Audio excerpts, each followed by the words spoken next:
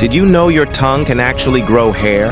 Or that doctors have pulled live bugs out of people's ears? Today I've got 10 disturbing body facts that will seriously mess with your head, so stick around till the end. Number 1. Your stomach can grow stones. If food doesn't digest properly, it can harden inside your stomach and form actual stomach stones. Doctors have found stones weighing several pounds inside people. Number 2. Your tongue can grow hair. A rare condition called black hairy tongue makes dark, hair-like structures grow on your tongue. Yeah, it looks as nasty as it sounds. Number 3. Dead teeth can stay alive looking. Even after the nerve inside dies, a tooth can stay in place for years. Slowly, it turns black, making it look like something out of a horror movie. Number 4. Bugs can live in your ears. Moisture and wax can attract real insects. Doctors have pulled full-on bug families out of people's ears. Number 5. Your body can smell like rotting fish. Fish odor syndrome makes your sweat and breath reek like raw fish. No perfume can hide it.